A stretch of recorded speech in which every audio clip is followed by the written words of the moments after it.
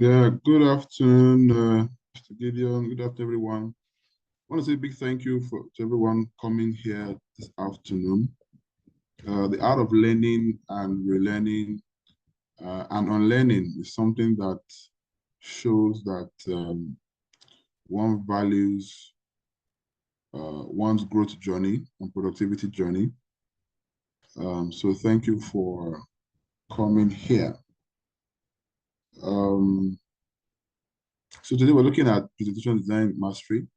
But beyond the session today, this is just like a taster course. It's a taster course actually, just about 2 hours. But we also have a full-fledged 2 weeks virtual boot camp for those who have not participated in that boot camp called the Your Youth Transition Program Boot Camp, where we'll look at more skills that relate to digital appreciation and also workplace readiness or skill development courses. All right. So Abiodun, you are lost in this entire program. So just listen, you will be found shortly. All right. Okay. So like I was saying, this is just a 2 hour webinar. It's a taster course, but we have a full 2 weeks uh, virtual boot camp that will come up sometime next month. But it'll be good for you to partake in this class today so you can have an insight into the things you'll be learning next month. So whether you're just starting your career, already you started your career, these are skills that are required to excel and become more productive and grow, as it were. So it's important that we listen. If you have questions, take note of the questions, you can write them in the chat section or write them down. I believe at the end of the class, we'll have an avenue to ask questions. I'd say also, during the course of the class, we'll put in an attendance link. It's important you fill the link, all right? Because the other things we want to engage you with, all right? We'll put you in the WhatsApp group with your details, email, phone number, and also keep you abreast with when the other courses will take place. So it's important you fill the attendance link. Do not leave until you filled the attendance link. All right, so thank you very much. Over to you, Mr. Gideon. I'll probably talk at the end of the class. Thank you.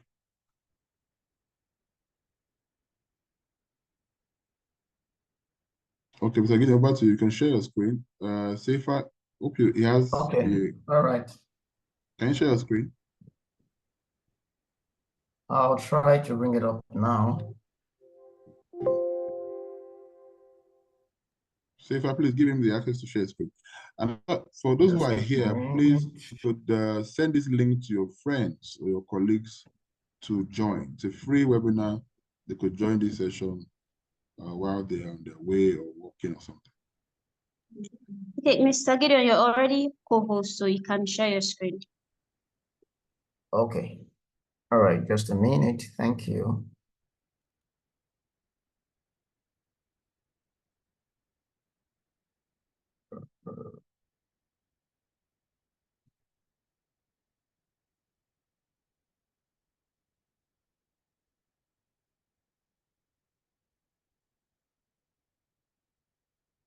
Stay on.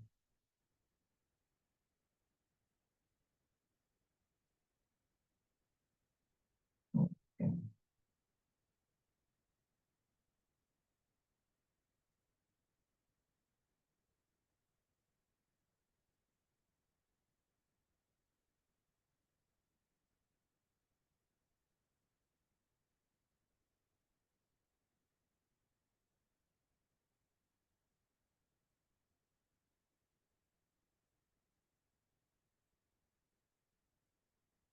As you can see my screen.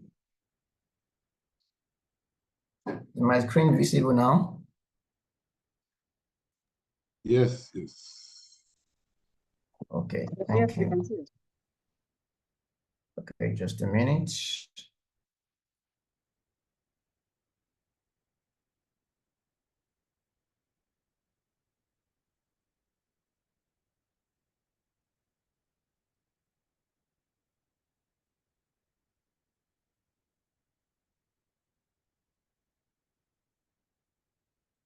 Okay, so we are talking today about presentation mystery. However, it's equally okay to let us know that this is a foundation class, because we can't possibly discuss all about presentation in one class. But what we're going to try to achieve in this class is to give us all the touch points that we need to put in place or put in mind when we want to do a design, and give us quick tips that we can also use to get this done. Of course, there are other levels of engagement when it comes to design that we would be looking at. But at the moment, we'll get done with this. And if you have any question, you can as well just go ahead to raise your hand and ask.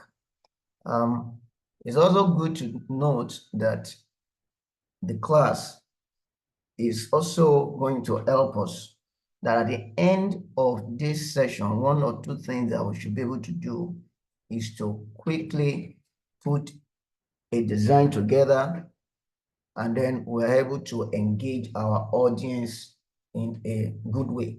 And then we have other classes that you can run to improve. So welcome to Presentation Design Mystery class. And this is the foundation to, giving a very good slide. There's a bonus at the end of the class, which is also planned for the bonus knowledge, so to say. So if you stay to the end of the class, you may be able to know how to also save some cost on using your phone as a laptop. But that's for those that will stay to the end. So I believe that we all stay to the end. Okay, so let's dig in. To start with, why presentation slides? Why are we talking about presentation slides? Years ago, we have offices, people go to work. They've been talking about presentation and all of that.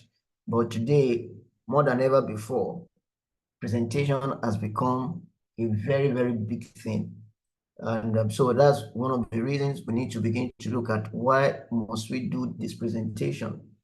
In a quick response to this, we say that we are in a world of visual communication. We are now in a world of visual communication. And one of the things I have to say about that, if you look at, let me give an example of Zoom. We are using Zoom today. Years ago, when they tell people you can stay at home and interact or come to work, it was always, it was like impossible, But now, remote working is very rampant. There are people who are in Nigeria that are working for companies overseas, and there's a whole lot of energy that is powering this. However, the only way you can discuss or engage somebody beyond the sphere is to be descriptive enough.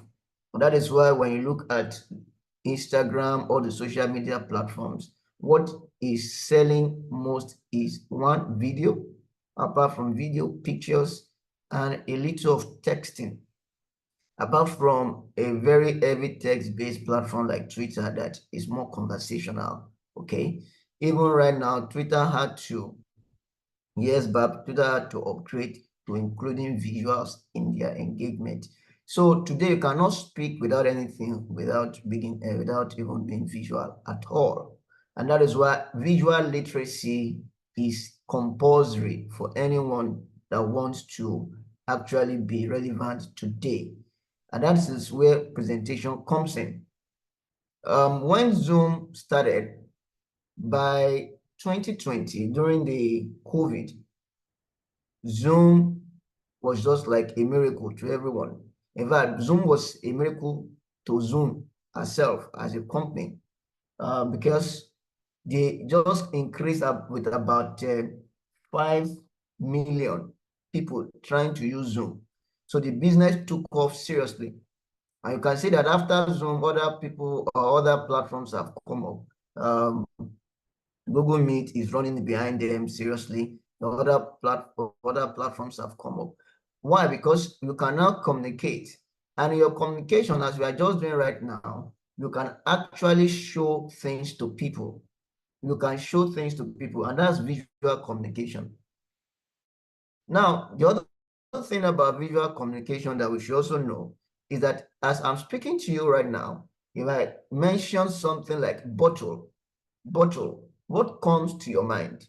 Is it B-O-T-T-L-E or an image of a bottle? Anybody? Okay. So when we speak, you see, we speak in pictures. The words we speak, they eventually create images in our minds. So when someone says, I am running to the office, what comes to the mind is not R-U-N-N-I-N-G. What comes to the mind is the picture of someone that is actually running. So we speak visually, even though we can be using text to describe it. In the brain, there's visual. And so how you are able to tune people's mind visually in your communication and engagement, gives you more power. I will talk about that shortly. So when somebody says to somebody, are you mad? Why does the person get angry? The person gets angry because what image that is formed in the person's mind is not palatable. And somebody says you have coconut head. Why do people fight? Anyway, after all, your head is not coconut. But it triggers an image that makes you think you can visualize your head in coconut shape. And of course, that can either be annoying or that can be gratifying. So we're in a world of visual communication, and it is important right now that everyone understands what is called visual literacy. And that is one of the reasons presentation design is key. But when you're at your place of work, your power to describe vividly and visually is what can put you ahead of the rest. And then another reason is clarity is conversion. And what does that mean? What we mean is the fact that when you speak clearly and you help someone to visualize clearly, it's easier to convert a person either to your ideas, to your projects, good for marketing. You can get somebody to make sales, to pay you money for something. And it also aids relationships. The best people who can convert are people who are able to speak clearly. And so just let's say on a lighter note, when a guy begins to, go after a lady and says beautiful things, the guy is creating imagination. He's creating some images in the mind of the lady and painting probably a future or painting some kind of reputation. And the more the person can see it, the more the person can feel more, tuned towards that line. So if whatever level you find yourself, if you want to convert people to your side, you want to convince people that some of what would usually say, you need to learn to speak clearly. And clear speaking or clarity in itself is ability to describe something visually. And that's one of the things that slide presentation or PowerPoint would help you to do. It's going to aid you in being more clear with the things that you want to say. Even by a step further, if you just want to think, for instance, you are in front of people and you have to say something, and then you have to just say it at impulse, you realize that you may not be too cohesive. But if you jot it down, you may be more cohesive with the things that you are saying. Now, how much more when you can now paint pictures with it? You will be powerful with what you are saying. And that will aid people to get you clearly and be even motivated to go along with you. And that is why clarity is conversion. And understanding presentation design is going to put that power in your hand where you can actually get people to convert to your side of the conversation. Again, is clear communication improve reputation. Just as it's written here, a former president of United States says that what? Nothing in life is more important than the ability to communicate effectively. That is why you have politicians getting people to vote for them, even when they are very bad people. And most of us who think that we know the best thing, we cannot even communicate. Some people have not even been able to convert either their friends or even their children to an idea, because they have not learned to communicate effectively. And I just say that because you have your mouth, you have your voice, you have your teeth, you have your vocal cord, does not mean that you know how to communicate effectively. It's an art that must be learned. And one way to just help you with that, without so much ado, is understanding slide presentation, because it's going to bring power to your voice and your ideas. And when you're able to communicate effectively, your staff members, your colleagues, they respect you. They know that you can pass across a message effectively. And in fact, like I hope that we know that quote that says that a picture, can speak 1,000 words.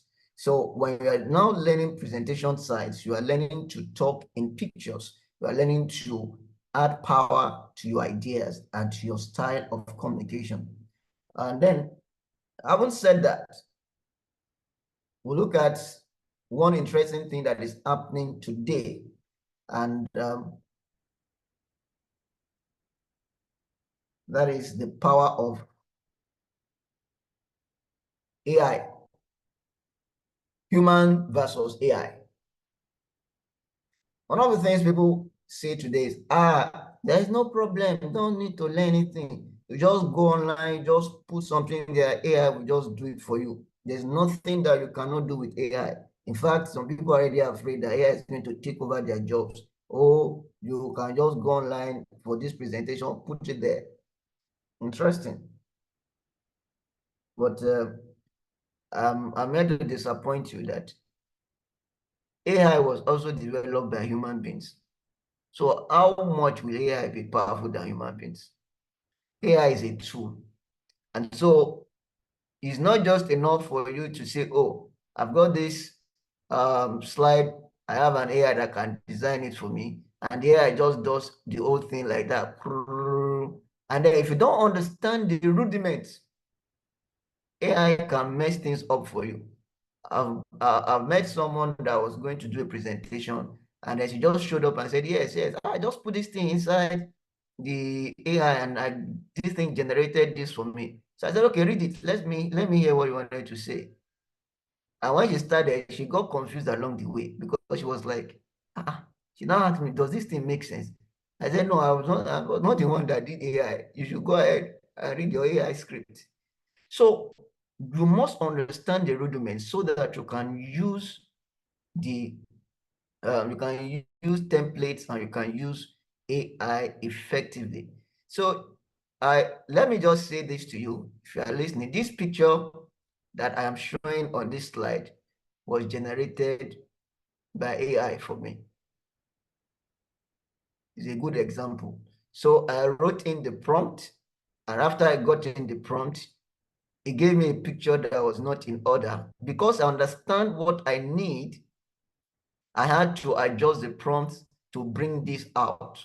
And I had to go like 2-3 times to get this image out. And if it interests you to know, I did this on WhatsApp.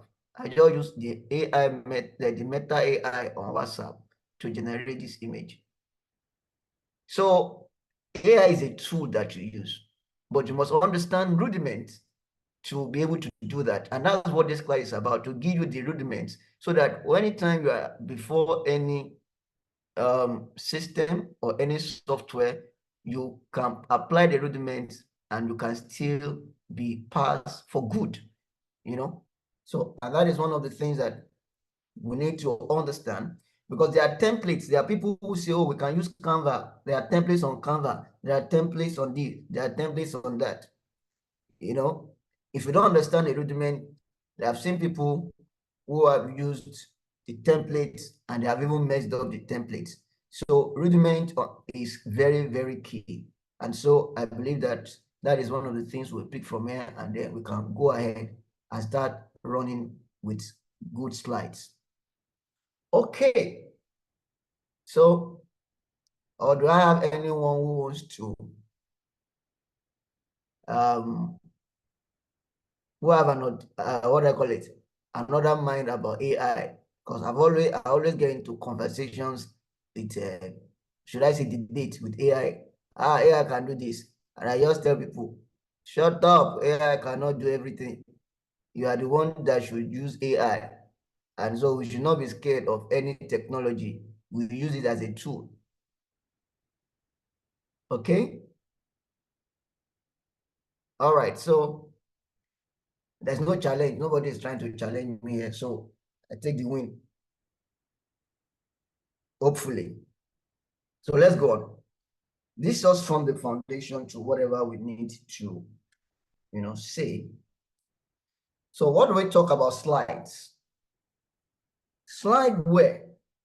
I'm not just talking about PowerPoint. Slideware, anything you can use to create slides. There are several things you can use to create slides. Apart from PowerPoint, you have Google Slides, okay? You have even, you can obviously even use your Word for slide. That's why we call it slideware, not necessarily PowerPoint.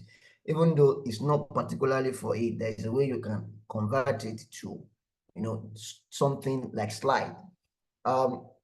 There are other platforms online where you can get slides, okay?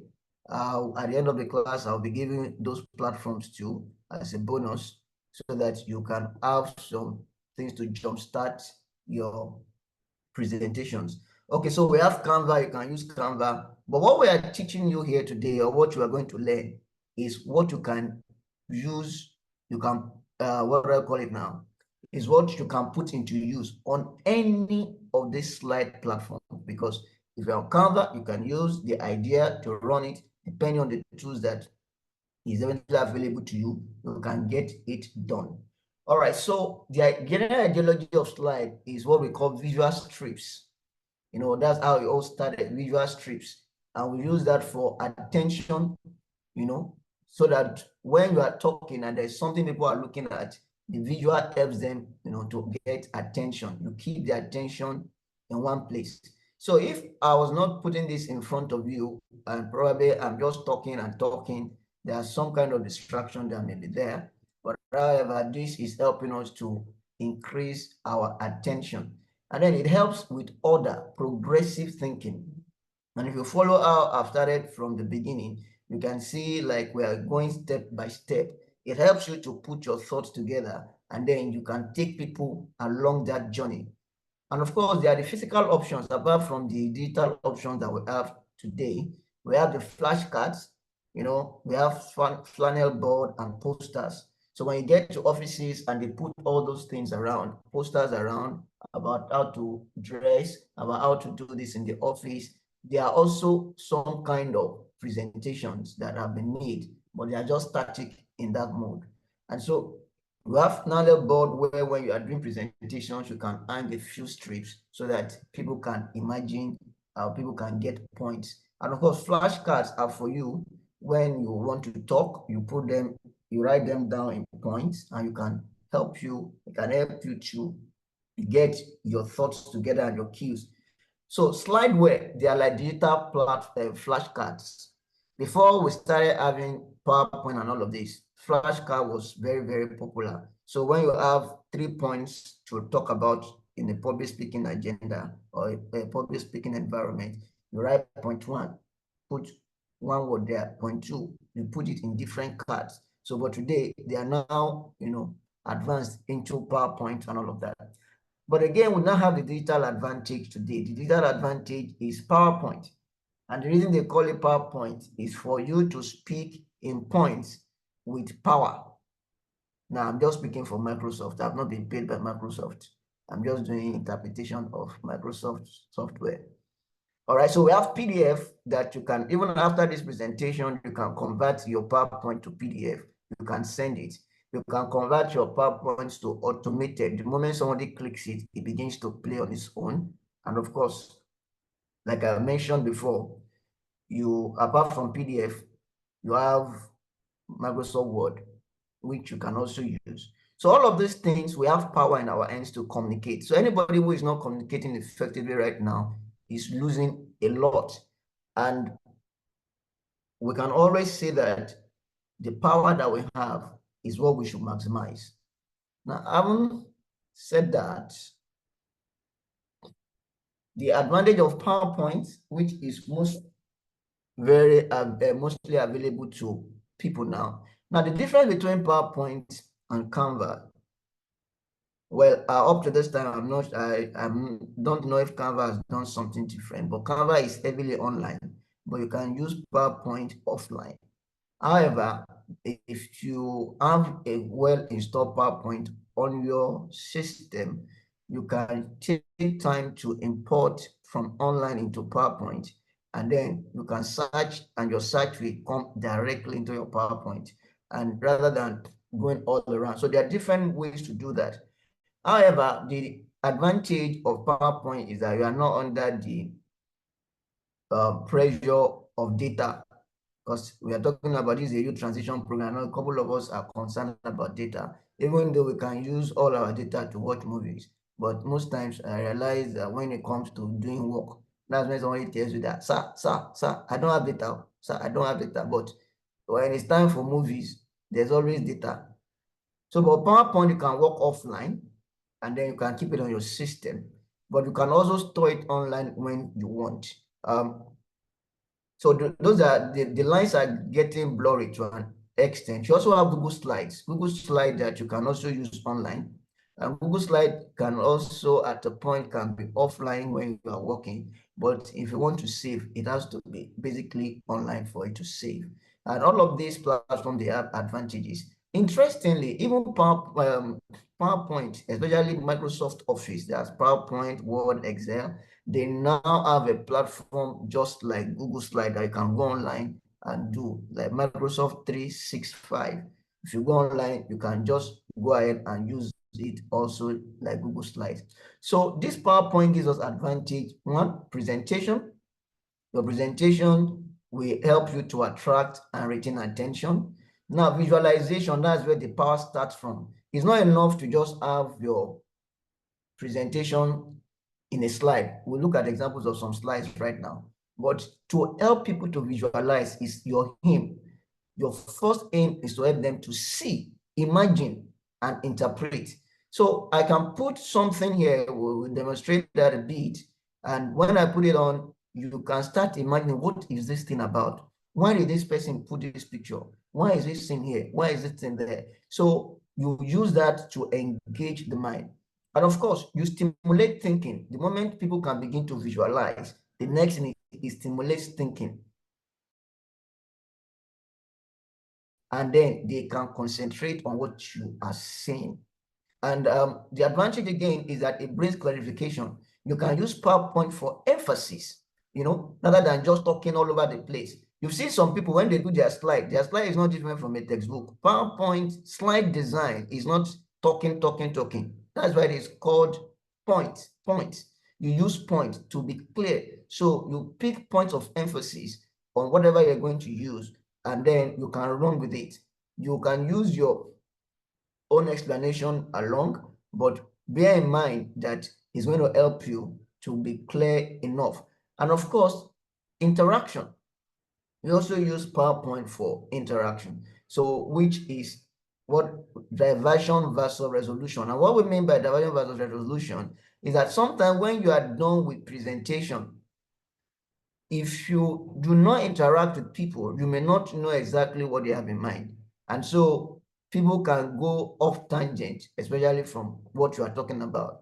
But with PowerPoint, you can bring people to a resolution, and then they can see. So, and for people who are even using it either in the teaching or in the classroom, or you are doing it in the conference room, because most times when we are engaging in conference rooms or we are presenting, we are either teaching one thing or the other. We are explaining, we are taking people from what they know to what they don't know. And so, or vice versa. So PowerPoint presentation is a low-tech method. So it doesn't cost much, it's just all around there. But then with it, you can create beautiful things. So let's take a peek. I'm going to be switching between slides to just give us, so we look at different slides, they are before, they are after, and we can see what exactly will be the difference. And that's the kind of thing we try to do. So for instance, this is a presentation slide that I had to help someone with. Okay. So she did this, but this is how it turned out to be in upgrading it. Same thing, nothing has changed, just adding a few pictures. And if you look at it here, it's the same thing, seminar and workshop, August 2024. And it's the same thing that is here, but it's written differently, and images have been brought into it. So that's the before, the after. And I guess we know that we can comment whether this is better than the first one. If it's better than the first one, just give me thumbs up in the comment section. If you think this is better than this is the before, and this is before, this is after. Let me see how many people I have following me. Okay, better. Thank you. All right. Now, this is another one. This is the agenda. This is the agenda for just a regular thought slide. And then let's see what we have. This is the same agenda. This is the same agenda. So this is the before, this is the after. Now, wait, don't forget that we are talking about visual communication. Then I think we have another one. Now, what I have tried to do for this presentation is that we have, I've tried to make my presentation that I'm sharing with you simple enough so that it's not too much, but I can show you more slides that are even more intriguing. Permit me to switch to one. I'm going to show you one right now. To just show you how far we can go with design. I'll switch in my slide, then I'll be back in a bit.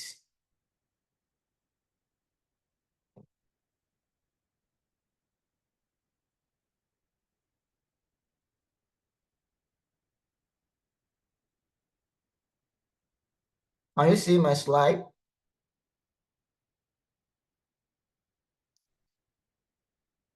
Are we good to go? So this is one slide. So this is just like a presentation, and you can see that the icon is moving. Now we can proceed on this slide. You can see the movement on the slide. Now this is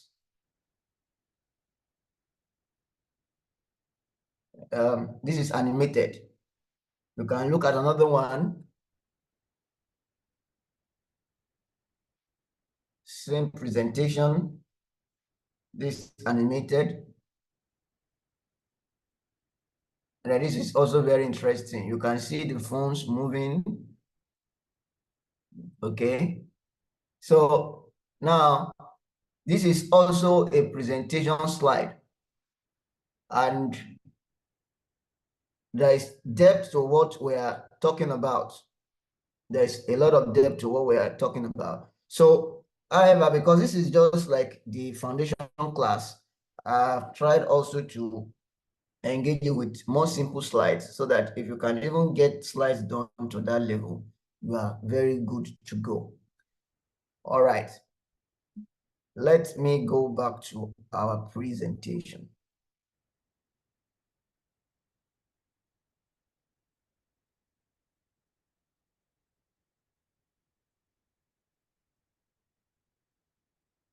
Okay, are we good? Is my slide up?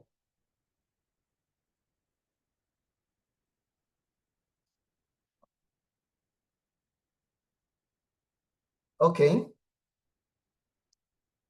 I want to be sure that my slide is showing so that we can continue. Yes, it is I need a showing. feedback. Okay, all right, thank you. All right, so quickly we go on. How do we start this journey? It all starts from getting ourselves into the presentation mode. Most of the time when we want to design slide, what goes on in our preparation, in our thinking is more important than even the slide itself. So you need to make a switch, you need to make a switch from just putting what you have written all there into telling yourself, now I want to speak visually. I want to convert my stuff into visual. So there are a few things that we need to take note when we are getting into that presentation mode. So what do we do? Thinking. Slide thinking is very, very important. And so the first thing you think about is what is going to be the take home for this presentation. You need to jot it down. At the end of this presentation, this is what I want people to take home, because it's going to be your umbrella for whatever you are doing. Because at the end of your presentation or your design, you do everything, and if people get more confused than when they started, you have actually just you have lost a generation. So you must ask yourself, so what is the take home? What do I want people to go ahead with? You underline that. The next thing is that what do you want to emphasize? What are your emphasis? When we talk about emphasis, you want to look at what are the things that will support your take home. So for instance, if you want to present a proposal that you want sponsorship for, let's say proposal to clean a street. So your first thinking is, so what's my take home on this presentation? Is it just that I want people to know that we can clean the street, or I want people to donate, I want people to connect me, or so you must know exactly where you are driving the whole presentation to. And then, so let's assume that what we want people to do is to probably call their neighbors out to the street. So now I'm not talking about money. I know a lot of people would like to say, let's make money, but let's say something else about money. All right. So if you say, oh, what I want is I need people to tell their neighbors about this sanitation or something. Okay. Now you now need to ask yourself, what are the things that I must emphasize? What will make them to come out? Is it going to be breakfast when you come out? Or is it going to be money in your pocket? Their point of emphasis. Are you going to emphasize the fact that they are dying slowly without cleaning the environment? You know your point of emphasis, because those are the things that will begin to throw up your visuals. And then, of course, you must think engagement and interaction. For every slide you try to put together, any presentation, always try as much as possible to inject something that people will respond to. So you are not like radio, like, I hope I'm not almost becoming a radio here now. So you must get yourself into that mode where you are able to look at what will engage people. So sometimes it also helps you in how you are going to couch your sentence, your paragraph. It's going to help you with the pictures you are going to use so that people can interact. So if you put a picture of something that everybody knows in the area. So for instance, on this cleaning thing now, you can, if you decide to, I want to engage people, maybe an event that took place that had to, do with that thing. I could actually cut a strip in the newspaper and put it in my presentation and say, let's talk about this. So you think engagement is not one-sided, because sometimes people don't understand that when you are doing presentation, you are designing your presentation, it's not for people to just sit down and follow you to the end. You need to interject it with some kind of engagement. The engagement may not be verbal. You can actually have visual cues on your slide that will engage people. So like the one that I'm putting in front of you now, I have used icons to interpret some of these things. If I remove these icons, all you will see is take home, think emphasis, think engagement, and then, but I've used this emphasis, this icon to engage, to help you think along what we are talking about. And of course, you think visually and you think graphically.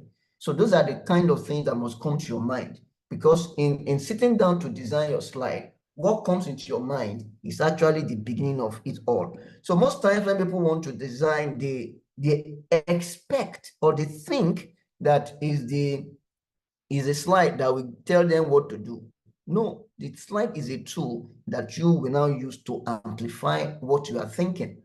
So the next thing, just quickly to help us with that, is a take home, is a word they must not miss in what you are presenting, what they must not miss.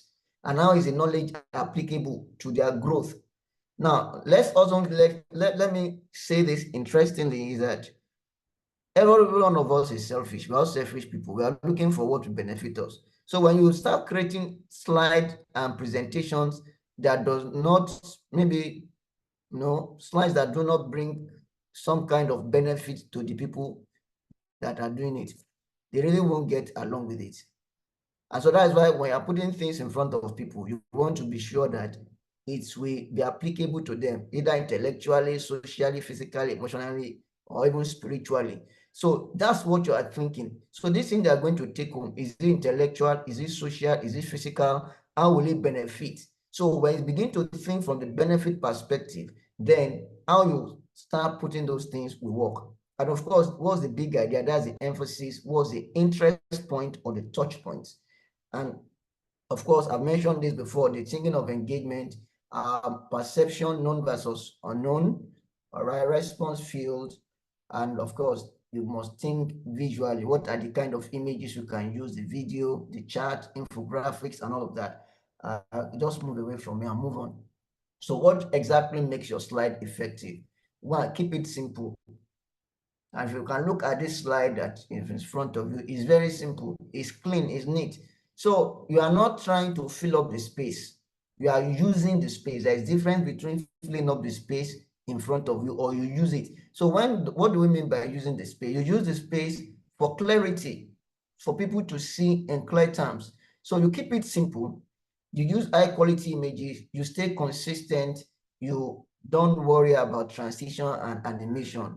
In fact, at this foundation stage, forget about anything transition. That's why I have not done any transition or any animation here, so that you can see how simple you can come along. And of course, content comes first. And that is what I've explained. The content is what you have broken into the take home, the emphasis, the visual, the engagement. So you get all your content. And what we are saying by content means that what you are saying is more important than design. Some people, you just do the thing with bala blue, too much color, everything is so screaming. And of course, most time, probably they don't even know what they want to say. So these are very, very key things for us to understand. We do some practice. So in trying to now design the slides, you sit down to design your slides. One thing you must know is that PowerPoint is not a text-based medium. PowerPoint or any slideware is different from Microsoft Word, where you are putting text. It is a visual medium with text-based elements. And what does that mean? You must think picture first, think visual first. And when you're talking picture, either we are thinking of charts, we are thinking of graphs. That is the first thing, and that's supposed to be like one of the big that must take the biggest size in your slide. Then text is to come alongside to explain all of the things that you have there. So in a Microsoft Word, it's text first, then image, or visual later. But in a slideware or a PowerPoint, it's picture first or visual first and text afterwards. And that is what you must always know when you want to design, when you want to do a slide design. And then, so we'll take a look at this. Viewers look at images first and text second. We have said it before, we're all drawn to images. We're all drawn to images. Even when you go to sleep and you're dreaming, and masquerade is chasing you, the masquerade is chasing you in picture mode or in movie mode. You see people who jump out of sleep when they are sleeping. It is the image, is the what they are seeing. You know, if you have experienced it before, you can raise your hand. Something, when you know that sometimes that somebody is even intimidating you is not the key thing. It's the picture the person is facing, is putting in front of you. That's what most times scares us. And so, but when you are doing presentation, the first thing that attracts people will be the image. So that is why image is very powerful. Now you add text to it, and there's a 70 to 30%, balance that you create. You either do 70% of the image size versus the text, or you are doing 80% versus the text. And sometimes you even just use picture all through. Okay, and there are seldomly you can use text, but we'll get to where you can use text effectively. So now, when in trying to use text, you see that you can use short phrases. So, and you can use those short phrases when they are reasonably brief, then when they highlight a key action or concept, and of course, when they are close to the visual they describe. It means that when you are doing your slide, when you put a picture, the text should not be too far from it. It should be close so that they are within the same space. Now take a look at this. Take a look at this design. What do you think is wrong in this design? I need someone to either say something or quickly type something. Now, this may be like a very beautiful design, but do you think there's something wrong here?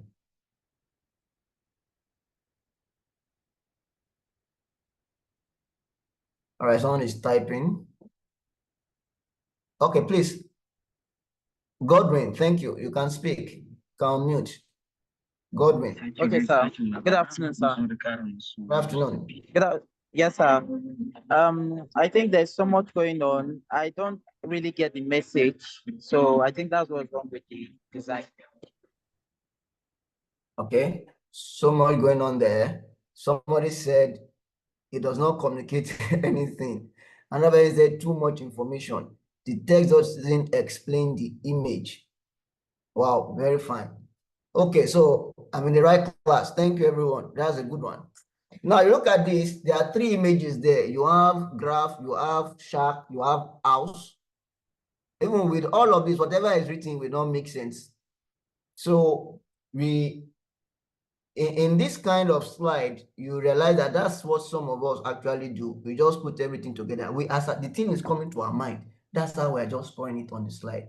So, but it's okay for you to pour everything coming to your mind on one slide, but you have to come back later to arrange it. So, a single image would have done. In fact, if we remove two of these images, if we remove the tower and we remove the graph, without saying anything, you probably think that text is talking about sharks. Am I correct? That's just to tickle your imagination. All right, Clement is asking if there's attendance. Yes, there's attendance in the class. I think it will be posted soon so that you can have it. Okay, so let's go on. Thank you everyone for that. Now, so when you are thinking, when you are designing, two things are in your head. You have something that is called stimuli. That's why sometimes, when you see people use color, some colors are very offensive, some are very cool, some are very violent. Is the stimuli, is the way they are thinking. So you need to understand how your brain works, how you are moved. Some of us are visually moved, some of us are color moved, some of us are text moved. So you have certain level of what I call your threshold. There's a communication threshold that is going on in your head every time.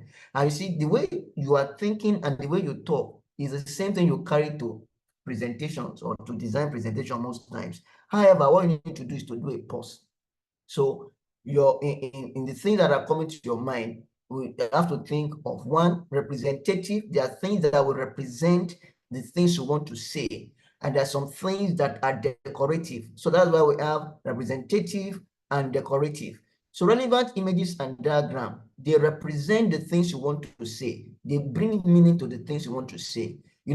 Aesthetics, like the background, like the color, those ones, they just decorate it. So you need to understand that the first thing is to focus on what represents your idea. Then you can always come back to do the decoration.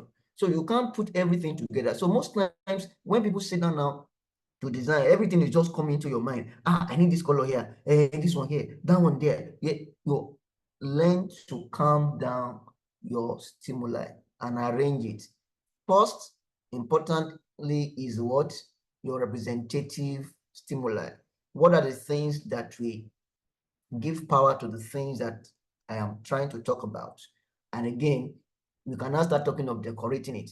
In fact, most of the times, what I try to do is to do my slide in black and white mode without any color so that I can focus on the important things. And then I can always come back to put the colors, there.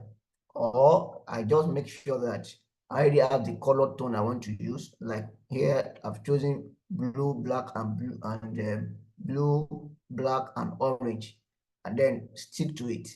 And we can always work around that.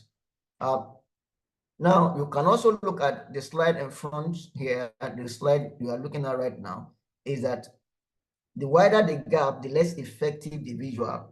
So you can see here, we are trying to say that your content should be close to the visual. So, because when people are looking at it, they are trying to marry whatever is on the screen together. So when you are designing, you make sure that those things are close. And you have seen that with the slides I've shown you initially. So this is the best way. Content and visual mixing together is fine. Now, when we are saying mixing together, it doesn't mean that you should carry the text and put it on the picture. But we're saying they make a whole.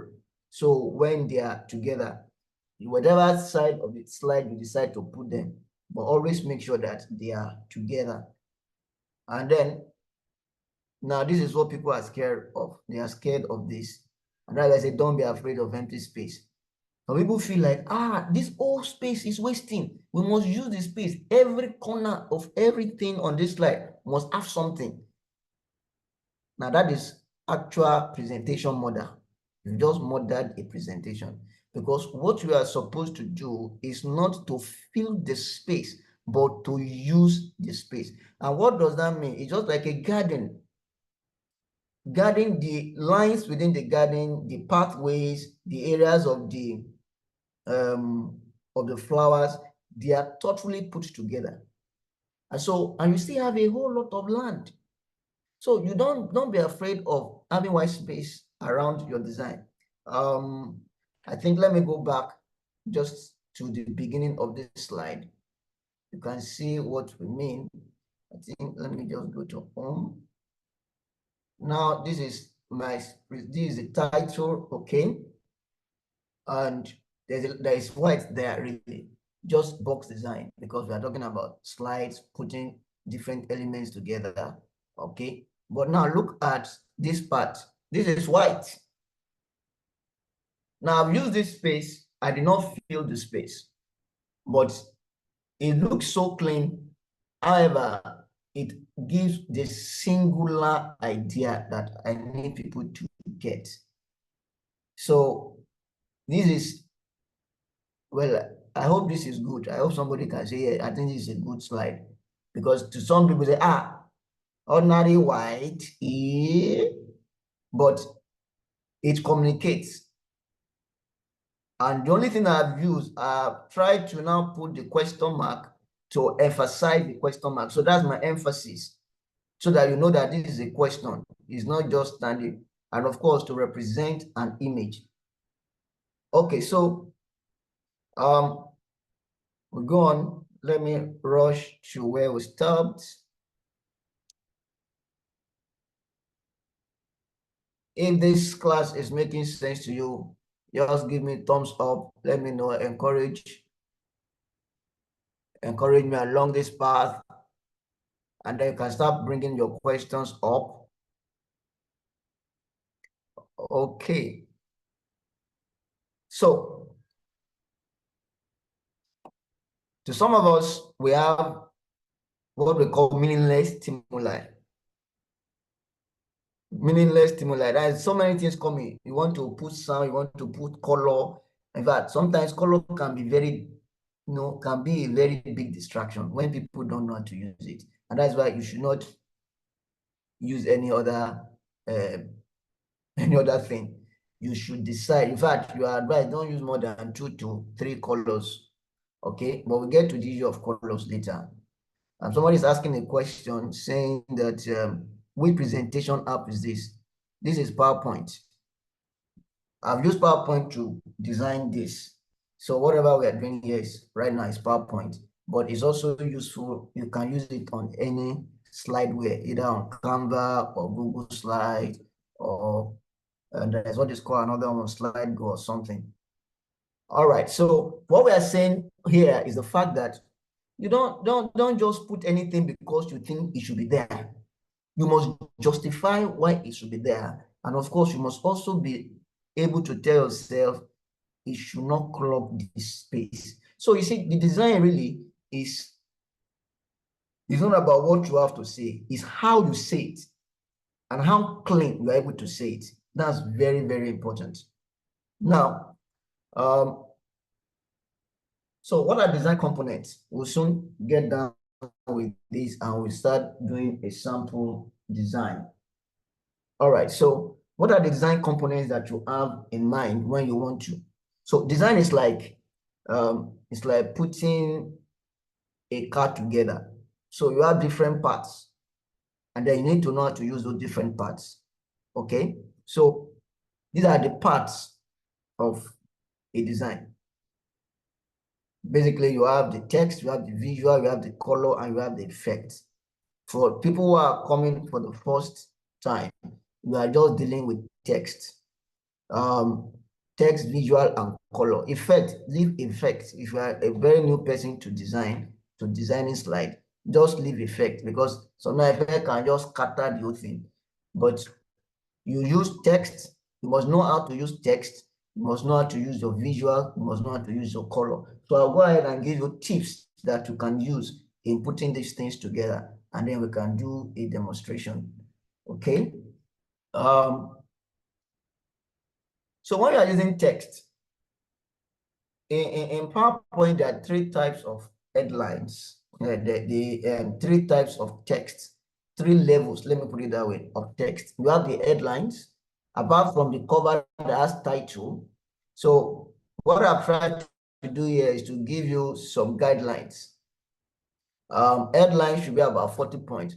Why? Because sometimes I need to let you know that when you're talking about presentation, it also depends on where you are going to show it. So for instance, if you are, as we are right now, this presentation is designed for a computer screen.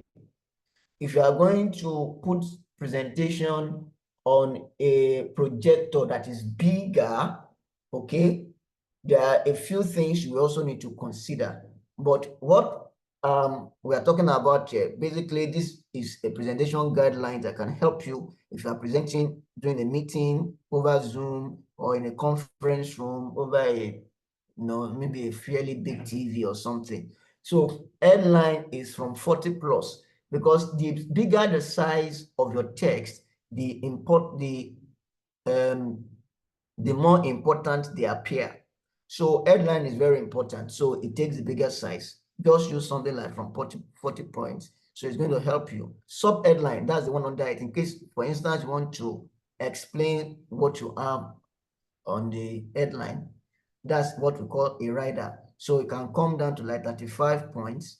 But paragraph text, if you are going to present to people in a system like this, your paragraph should be between 28 points, so that even when they put it on TV or they put it on a bigger screen, it can still be readable.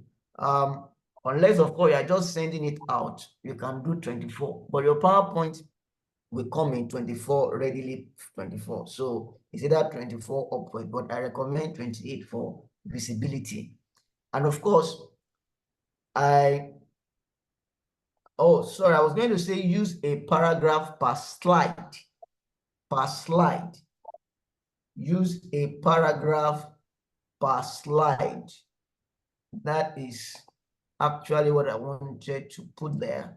So you can please just have it changed.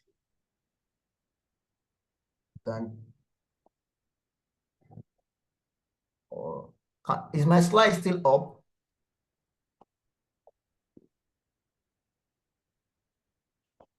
Hello, anybody there? Yes, it is still up. Okay, thank you. So what we're saying there is use a paragraph per slide. So, and that is to help us such that, so I've changed it. Thank you.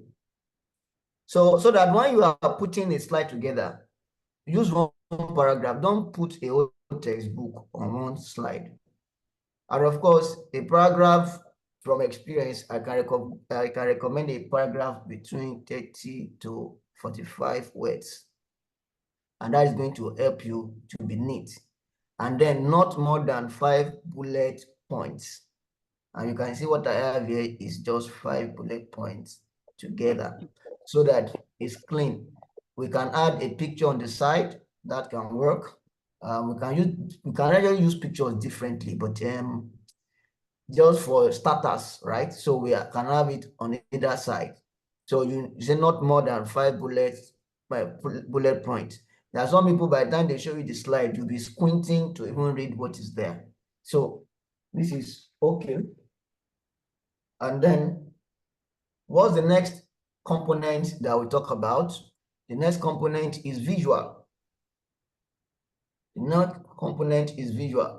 And so when we are trying to pick a picture that is relevant.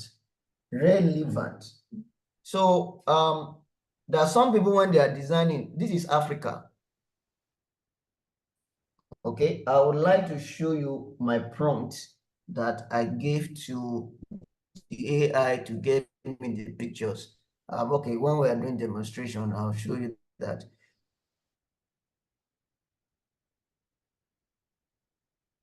So I was looking for a picture that I need to look at which one is relevant. But this relevance we are talking about is on 2 sides. One, what is relevant to the topic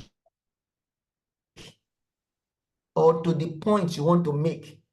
It must be relevant to the point you want to make, and it must be relevant to the people you are trying to talk to. So for instance, if you are going to talk about sports to executives, is even from when we're talking about sports to children. So you need to check your image, your visual must be relevant. Even if it's infographics or even if it's a graph, you must be sure that it is relevant. It is explanatory, self-explanatory to a very large extent. And in trying to do that, I have said is either denotative or connotative. This is just pure English. It's either you are using the direct image. Most times when they say run, you use somebody that is running. Even though sometimes in design, when you have put somebody running, you don't need to write the word run again. But you, for certain things to emphasize what you have said in words, you use pictures that are denotative or connotative. So it may not be direct interpretation, but it can relate to it. So for instance, somebody is saying you are going to be successful, or you can use the cloud that's going beyond the cloud, that are going to be at the top. See you at the top. You can either use the cloud, you can use a ladder, you can use a story building, the tip of a story building, or a mountain. So you look at those things. Not necessarily, it may not be directly, connected to or depict what you want, but it should connote it so that the idea is seen and is clear. And then, of course, use images that are sharp. Today, you cannot be using images anyhow. You just pick any image. Some of us, our phones have bad images. When you are designing for phone, it's different from when you are designing for a computer, and it's different from when you are designing for a projector, because the sizes are different. So make sure that the size you want to use, they are sharp, they are not blurry. And of course, your visual should have good color grading. When we talk about good color grading, it means that it's not smudged. Okay, in fact, when it's not sharp, the colors are smudged, it's not defined. All right, and again, depending on the kind of design you are doing, if you are using a design, let's say if you are using a background, let's say you are using a blue background, the kind of picture that you're going to put should not be a picture that is also now blue, and then the blue will now blend. There's no contrast, there's nothing. So it should be different. And then you are also, for sake of engagement, you can use shocking images, image that will make people say, what does this mean? And that's when you want to initiate engagement, you want to initiate interaction, so that people can wonder, so what is the meaning of this? And of course, you can use pictures that are inquisitive. People can ask questions about it. You can even start your presentation with images, with a picture, most likely, that is causing some what we call it, causing brouhaha or causing wahala in the society. You can put it to begin a conversation, because you need to bring people's mind to that level. Okay, so the last thing which for us we need to also learn is our color. Most times the problem with color is that most of us, we use color the way we feel. We just feel like, this color should be purple. Abi? Yes, purple, purple, purple, purple. We just put purple. So it's not about what you feel about the color. Is the feel here is not your own feeling. The fear is how it feels to the eyes of the people.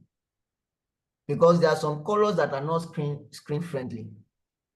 So you must bear in mind, when you put it up, let other people look at what you have designed and see whether that color fits the eye or is cool on the eye or not. And of course, the color must be meaningful. Now, for a lot of us, we may not know, but colors have meaning.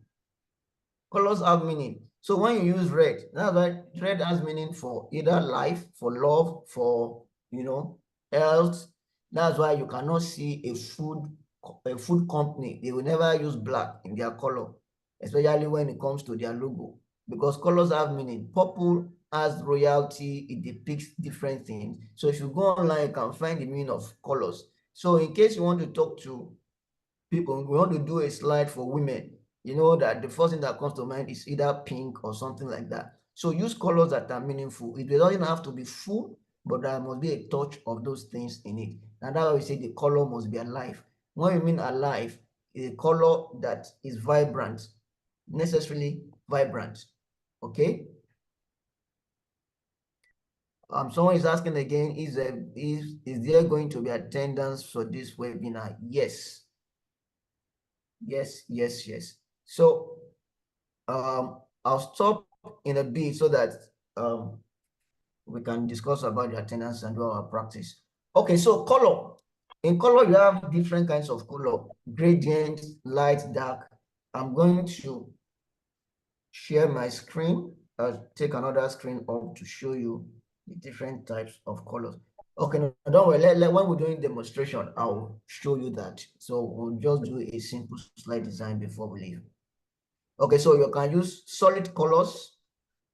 Okay, you can use gradient. Gradient colors are like part of it is light, part of it is dark, and then you can use either fully light or fully dark colors. And these are just things that you should bear in mind when you are designing your slides. And then the last thing what we practice is effect. So effect, inside any presentation slide, you would have, okay, just as I speak, the attendance link has been posted on in the chat. Please, you can click to put down your names.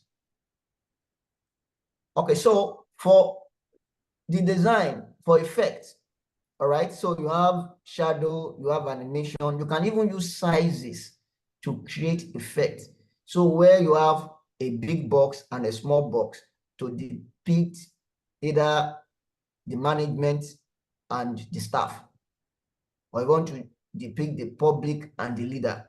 So the sizes of shapes of pictures you can use it as effect. So not necessarily all the moving things on the slide. Okay, and then of course you also use shapes as effect, so that when you are describing, maybe you are describing maybe a cone, you're able to use shape to do that. All right, so I think this is where I'm going to pause. You can ask any question right now, and then we can do a quick practice.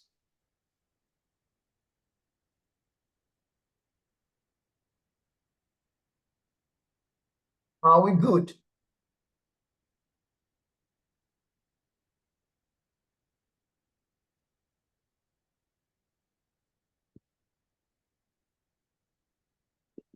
Okay.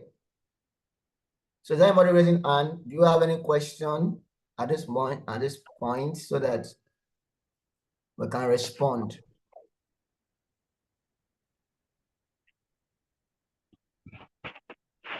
What are the challenges you have had with designing your slides before? I like people to quickly respond. You have tried to design a slide before. What has been your major concern in designing a slide?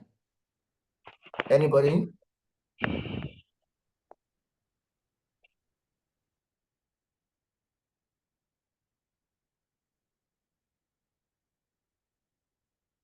Okay, should I call names?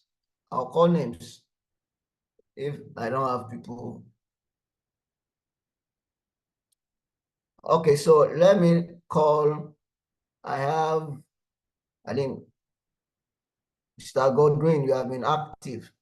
So can you just quickly in a minute tell us what has been your concern about slide design?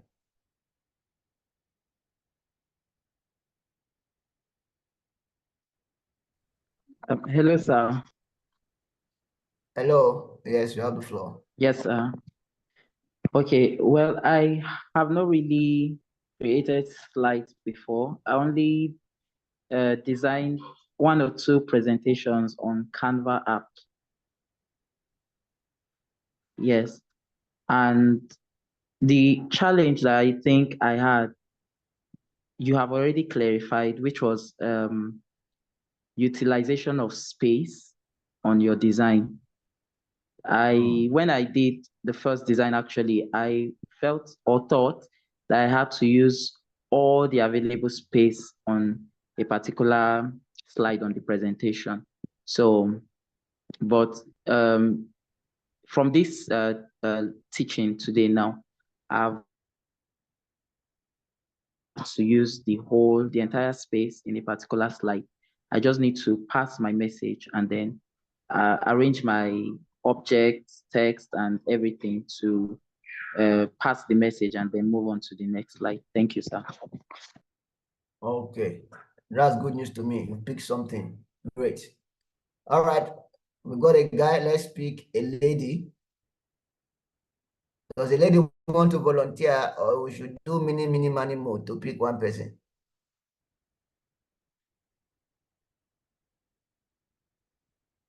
Okay. The silence means we should do mini, minimal. Okay, okay. Is somebody trying to talk? Gideon, are you trying to say something?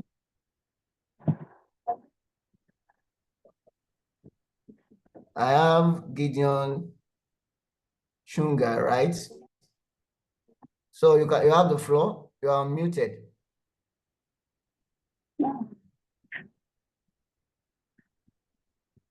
Are you saying something?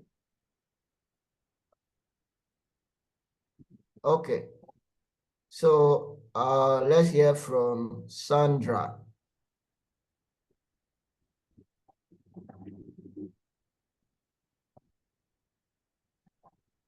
Sandra.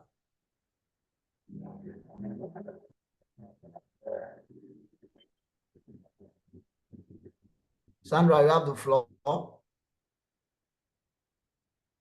right, sir. Okay, good evening, sir. I actually did not join the class on time.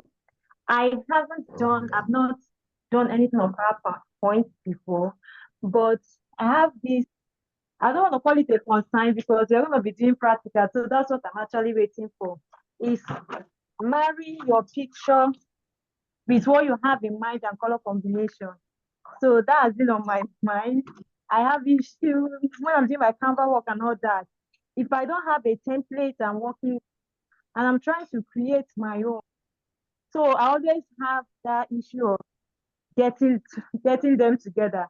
So when you were teaching it, I was glad. I was like, I'm going to learn how to pick colors, and I know colors has meaning, but I really don't put it in mind when I'm designing. So with what you've taught us today, and I'm looking forward to the practical aspect, I think I'll be able to get a hold of that aspect, sir. Okay. All right. Thank you. Okay, so that's interesting. Thank you. At least that gladdens my heart that we are picking stuff. Okay. So someone is typing here. That's Gideon. Okay, they have decided to too much icons and conflicting color combinations. Okay. All right. So you see that. Please, the attendance list is in the chat box. You can fill the attendance list right now. I guess someone said it's not opening. You can check. There are about 3 links there. I guess one should work. Okay, so I would say that let's try to do a practical design. Abil, I would like to say that presentation, like I mentioned, visual communication is for everybody today. Either you are doing marketing, you are, you want to even when you want to celebrate your girlfriend, you do slide design. You do slide to celebrate the love of your life. Everything is visual communication. You want to celebrate your parents, you can put it in slides. Once my wife was having a birthday, I put pictures and slides to be rolling, and then left the room and allowed the thing to play. So visual communication is powerful. It's something that you just see people smiling, So in business is good. However, in the office, the clearer you can become with your presentation, everybody wants to be your friend because it means that you're a better communicator. All right, so let's go into the practice. I'm going to stop the slide right now. So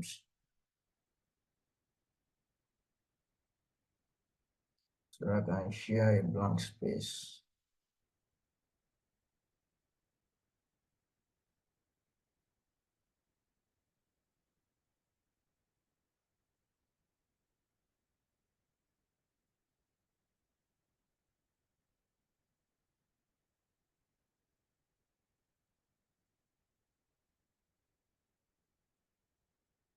Just a minute.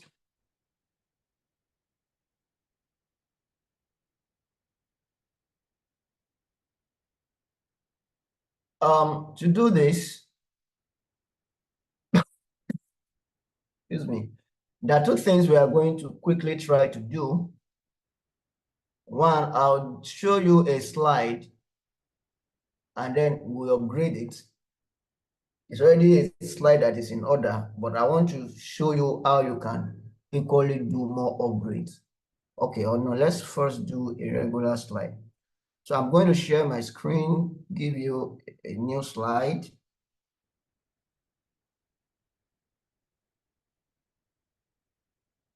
So starting from the scratch.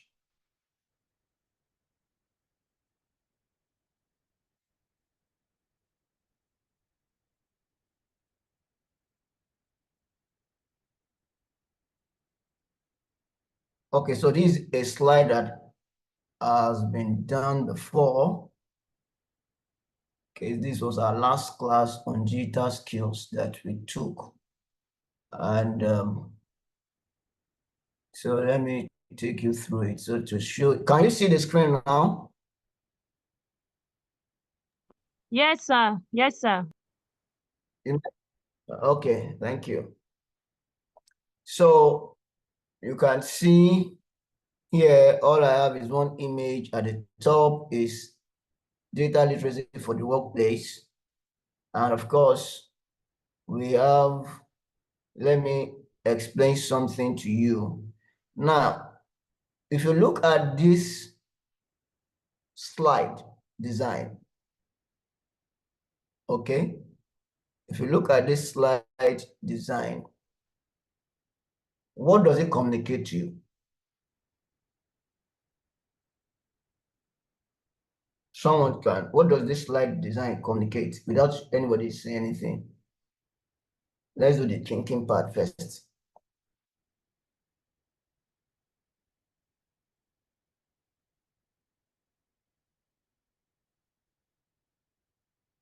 Okay, the attendances have been posted again. Just try to check. Somebody is saying digital skills. How does it communicate digital skill? What do you see in this slide that actually tells you that, oh, this thing is about the digital stuff? Anybody wants to try? The thinking is, you have to learn to think before you do. In fact, there is a saying that says, think before you speak and then read before you think. So we have done reading first. My presentation was a reading. Now we are thinking. Somebody said the image. The image. This image here, the person is putting on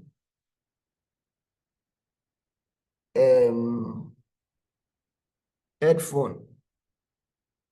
What particularly makes it digital?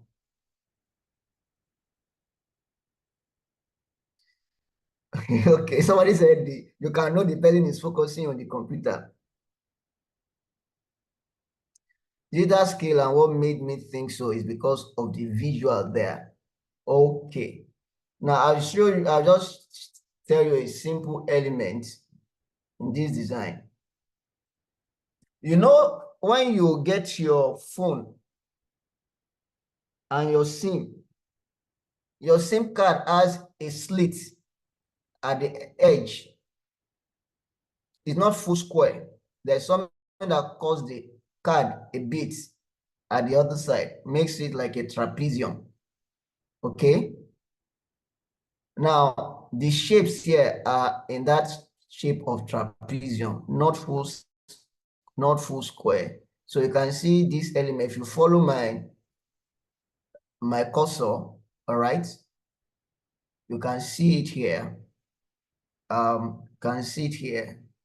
So this is more to show the digital part of it. And then, of course, the image comes handy. If you come here again, you'll see that the shape is consistent. It is consistent to connect the thoughts. So that people who want to do their design, they will do one. Then the next slide will be like all the way from America, the pen is jumping to Kenya.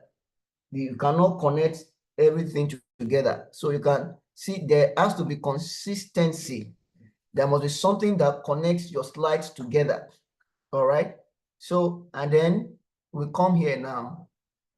Now, in this part, you see that we don't have image, but all the same, we still have these shapes. And then we come here. Here, what is digital skills? Is the same shape that is consistent. Okay, I think I want us to go to somewhere. Now, let's come here. Is it the same? Okay. So here we're talking about what is digital skills gap, blah, blah, blah, blah, blah. Now, it looks like this slide is okay, because there is no image there, so we have two paragraphs. And what we have done to help imagination are those shapes. So let's redesign this thing. What is the digital skill gap? We want to redesign this slide alone. Okay. And if somebody has, if you have one or two paragraphs that you want to, you can paste it on that. You can paste it in the comments, and then we will design it. So I'm going to take this out. I create a new platform. Okay, so a new slide. So you can come with me. So this is the title page. I go and I create new slide. Now, if you look at this new slide, this is one thing that can fast track what you are doing. I hope you are seeing my slides, my screen. So if you look at this new slide, you can see different things. This might follow my mouse. This is where you have the templates. These are templates that you can use. These are like layouts done for you already. So this is a title slide. That's the one that we have here. Now look at title and content. If you click this one, so it gives you the title or the headline and then the content. So this is already a layout guide that comes with PowerPoint for you. So now let's go back to that new slide. If you click this new slide again, click the next one, you see what it tells you. It says to content. It has given you the layout already, just in case. So with this one, all you just do is, if you click any of this, it asks you to go to pick pictures. Now, when you go for the pictures, you can either go to binge, or you can go to wherever you have placed your picture. Now, to go to binge, that means you are going online. All right. It's supposed to give me an option for, okay. So I can go into my system. Oh no, let me see. That is taking me to OneDrive. No, I don't want to sign in. So what I just want to show you is, you can search. So let's just say we search digital, because I'm online, and then you can go online and give me, is I'm browsing right inside the PowerPoint. I don't need to get outside PowerPoint to go and get the picture. I'm not going online to go and pick and bring it. So the moment I look at this, I check my pictures here. All right. Depending on the image or the meaning of what I want. So right now, let's look at these images. We're talking about digital skills. We look at what image is close to it. What image is close to it here? Anybody should suggest what image is close. I'm scrolling. I need someone to pick an image.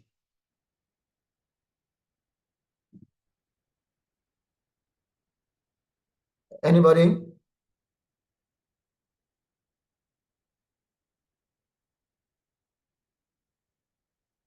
You want me to call names? So which image do we think is okay here?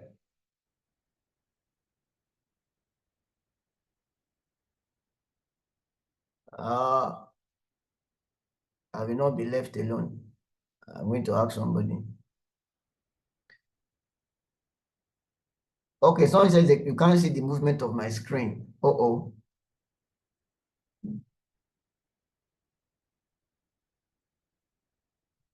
Oh, it said my screen is not showing the image. Oh, I see. Okay, sorry. That means, okay, no problem. I'll just pick one image and then we can look at it. Why is it not showing?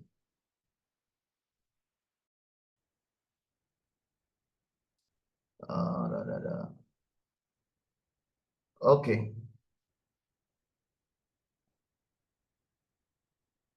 All right, can you see image dropping on my slide now?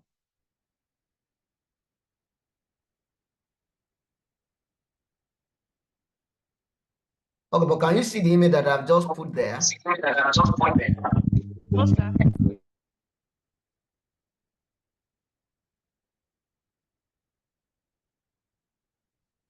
There is no image showing. Even right now?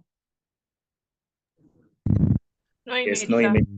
No, sir. We are still at the slide where we wrote what is the digital skill gap. That's where that's what we are seeing, sir. Oh, sorry. Pardon me. Oh. Let me go back and show you. I've opened it. I was just working on my own. Try.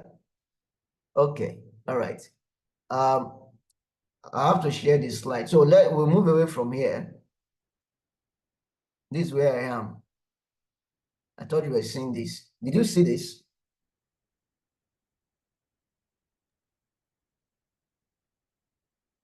What is the digital skill gap? Can you see what can you see on my screen now? What is the digital skill gap? Click to add title. No. What is digital skill gap? That's what I'm saying. Okay, click to add title is what It should be showing. It has changed. I think no network is slow over there. It has changed Okay, so click to add title.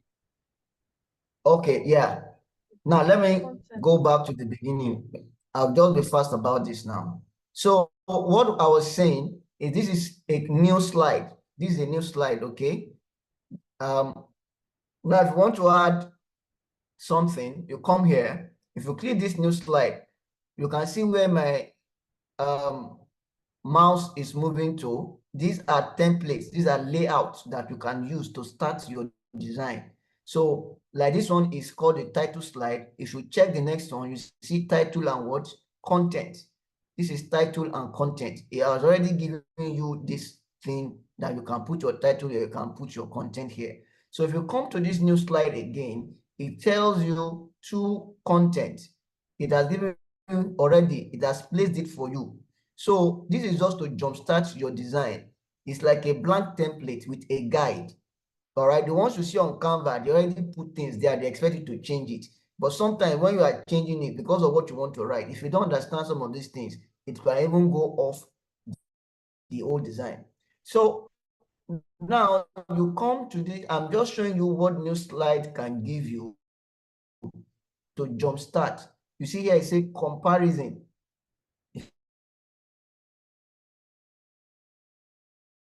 If you click, it has given you another subtitle. This is the title for this side, the title for this side, which you can obviously use to jumpstart your design, depending on what you want. Now, if you come back here, there's one here that says comment with caption.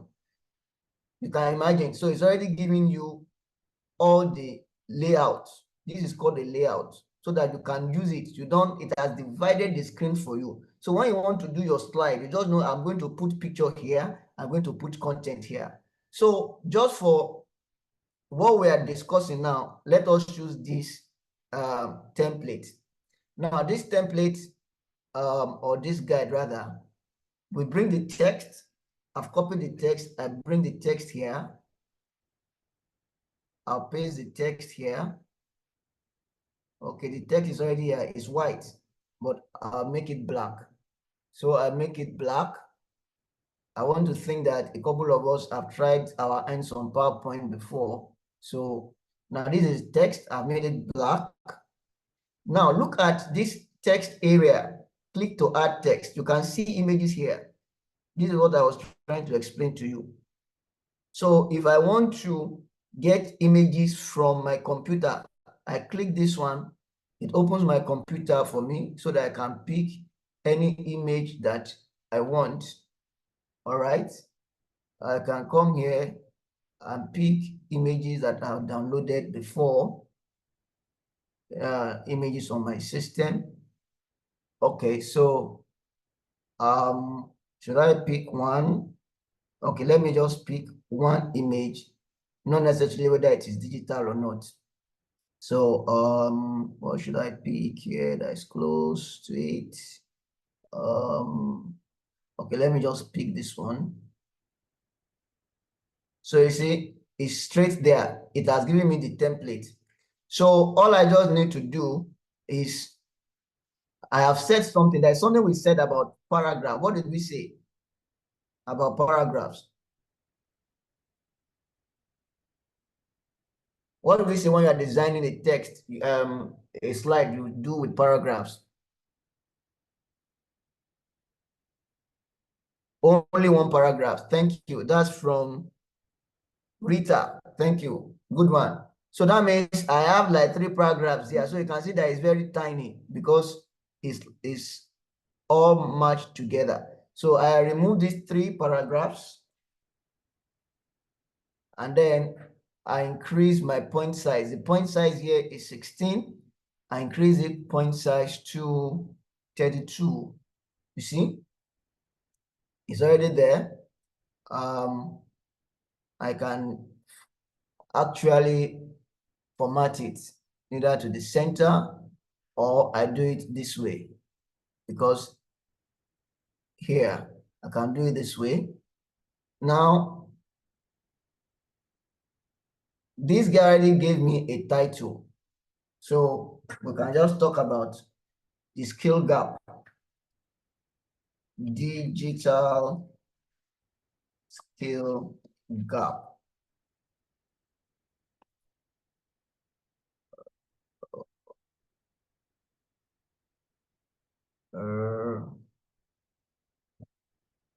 Okay.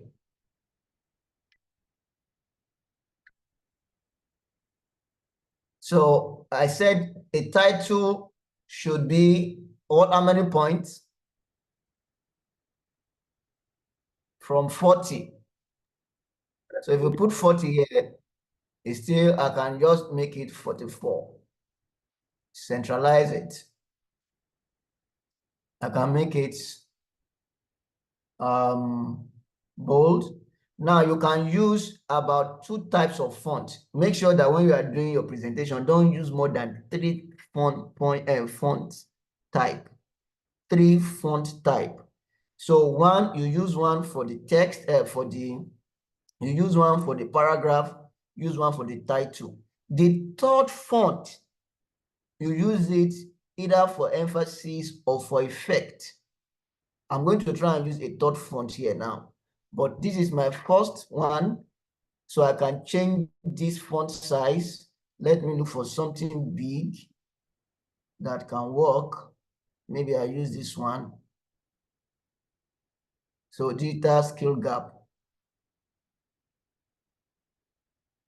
Now this is my second text, my second font. Now I can decide to use the 3rd one.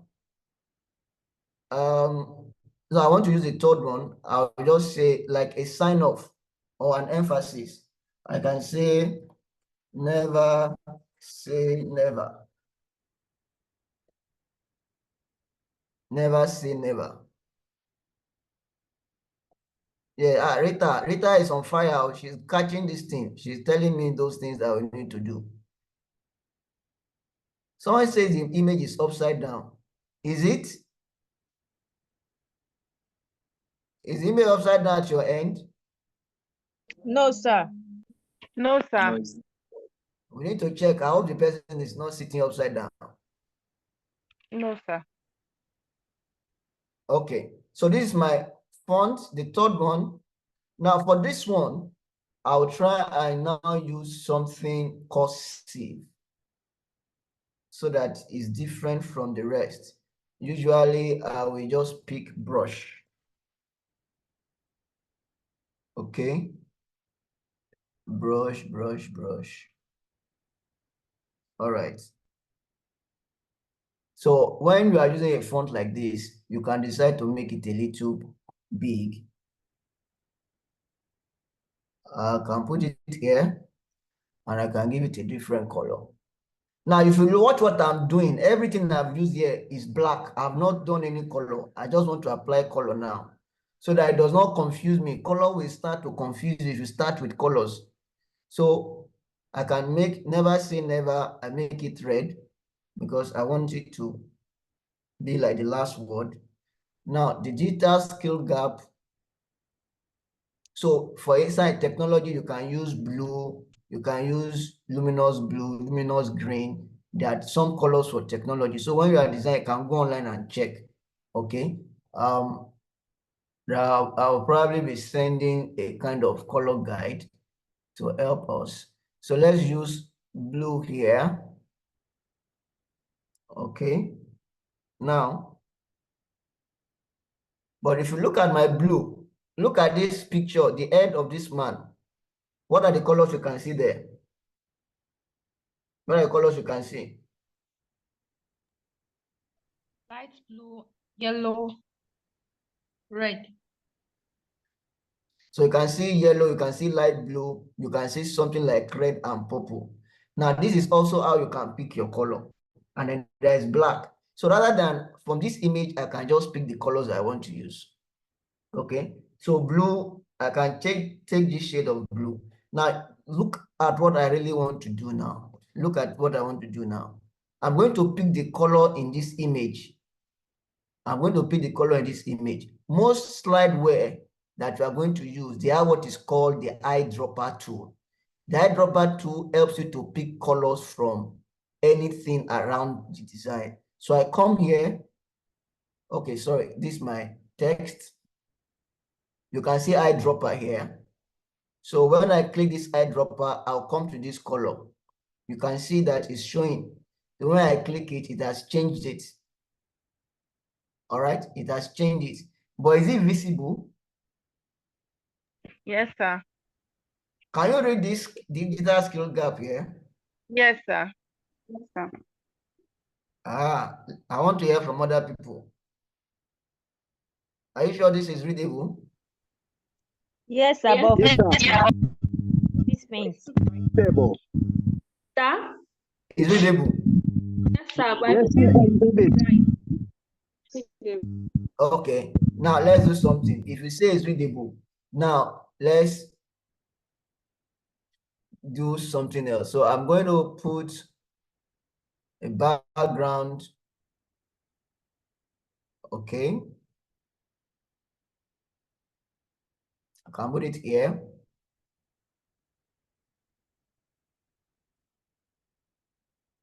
So because we are using, don't forget we are picking colors from this image. So I've sent this to the back. And then I can choose black.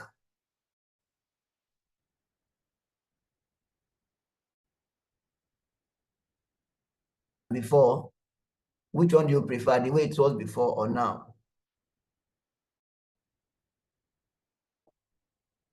I Can think we now see? is better. Now is better. You see? So that what we are talking about, readability. So it's not just the color. When I chose that color, I saw that is not everybody can see it sharply. All right.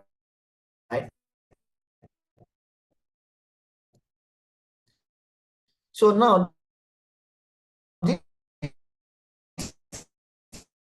never say never. I've seen that it's looking reddish here, but this place. So I use my eyedropper again. The picture can guide your coloring. The picture will guide your ability to pick colors. So just pick a good picture and you can use eyedropper to start using the picture. You can hardly go wrong because it already have a color guide. The picture comes like a color guide for you. Okay, so we have this image.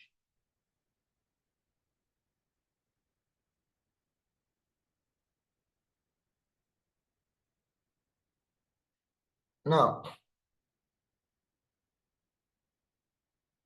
what else do you think we can put here?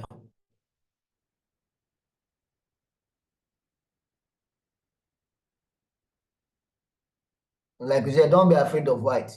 The white is not making it look funny. It's still pushing it out because this image does not have background. All right, so what else do you think we can put? Anybody? Yes, sir. Can we keep the text alignment?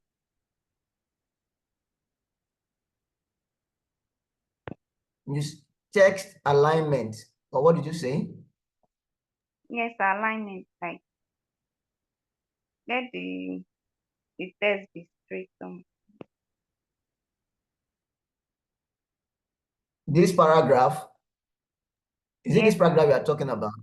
Yes, sir. Like this, to make it box like this.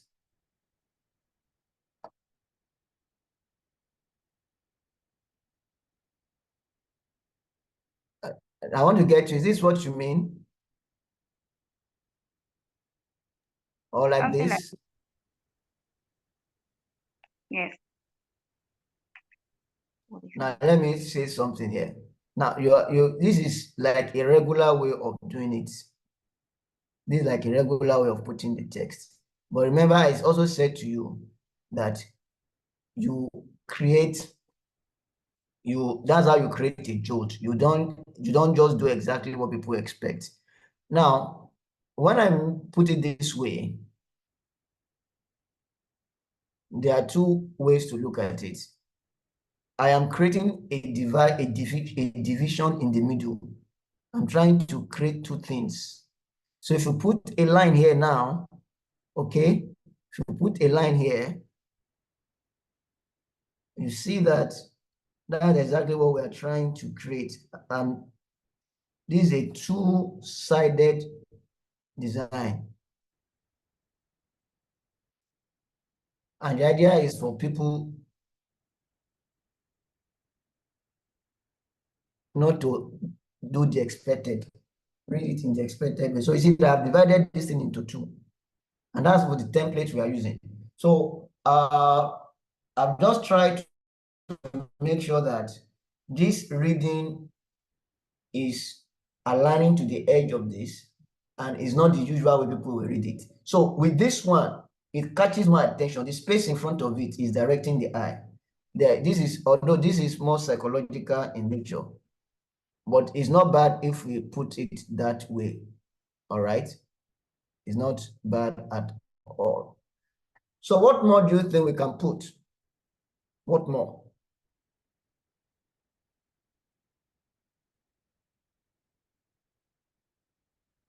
Any other suggestion? So we can go. All right. Now we can deal with this guy here. Let's try and put a background. There are two ways to put a background. This is not how to use PowerPoint training. So there are some things I cannot explain because of PowerPoint. So now let's assume we send this guy to the back. What I have done with this picture is that I actually trace this head out. I'll show you one trick how to do that now. In case you want to do that, you can pick your picture and do. So, now here we can actually run this across. Now I'm changing the design. just like the one I have done now. I'm changing the design. You can see I'm making this to overlap on this. And can do this. Oh, we already know that this guy's head is locked. Now this is a background because it's not a, I wanted to do some effects, but I don't want to confuse you with that effect. So let me just, can feel it here. You see, it's looking different already. I can make this bold. I've not used more than the colors in this picture. And then because this one is no longer very visible, I can still come back and change it. Something the purple is not showing, so I'll just make it white.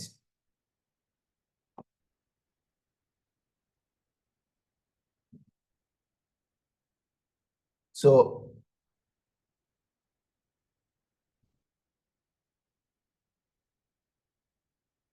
this is a simple way to repurpose this design.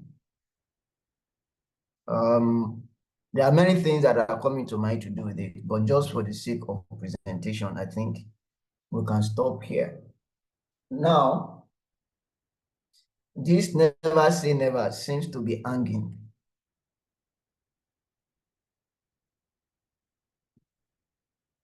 We can look for something somewhere to put it. It looks like it's hanging.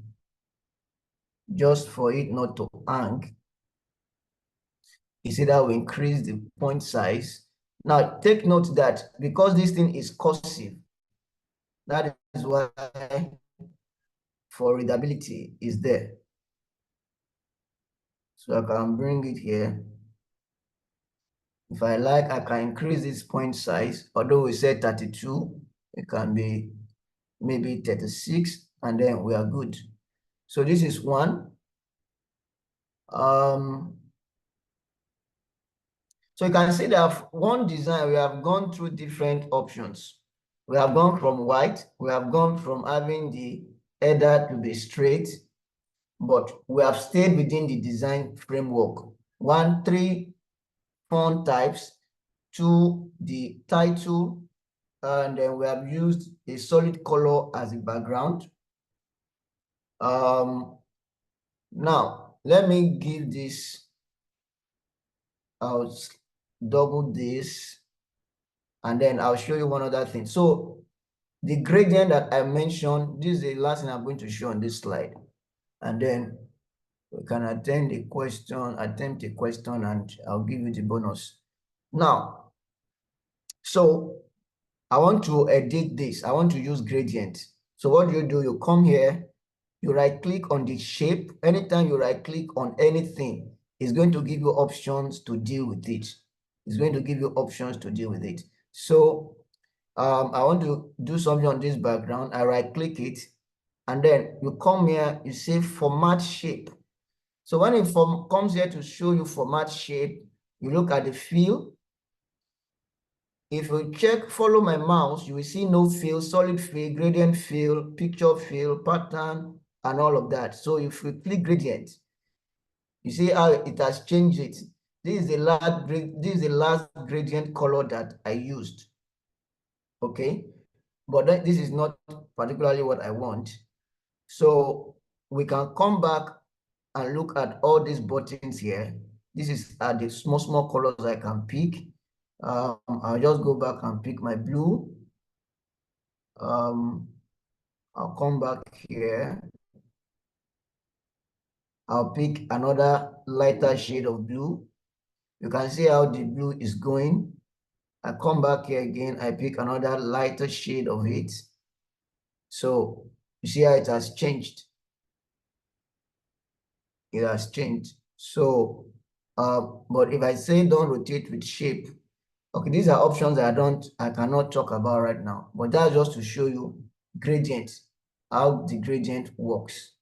So, however, in this case, I can decide to roll this and bring it the other way around.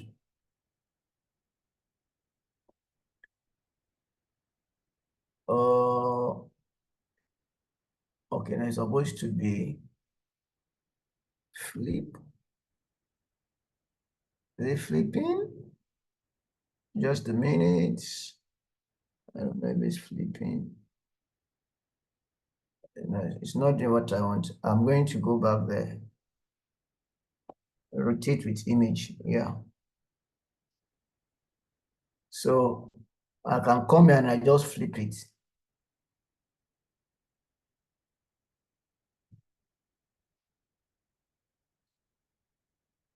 So you can check this and this. Okay.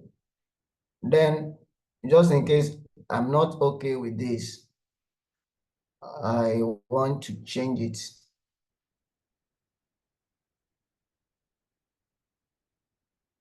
And this is the end of it. So I'm just showing you how you use gradients. So this gradient fades into this. So let's choose, which one do you prefer? This is the first one, this is the second one.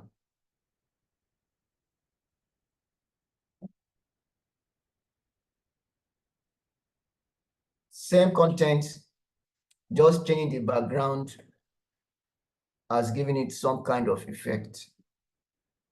Solid color, gradient color. So that's how you can create effect with colors. Second one, the second one is winning.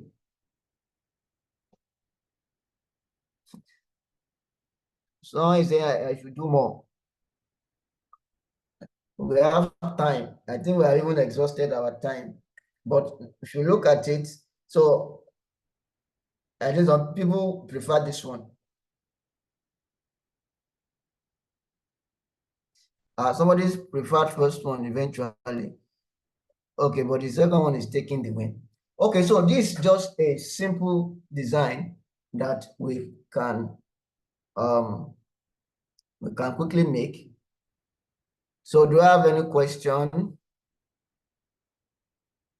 The second one is still delete. So do you have any question? I'll give my bonus knowledge and then we can close the class.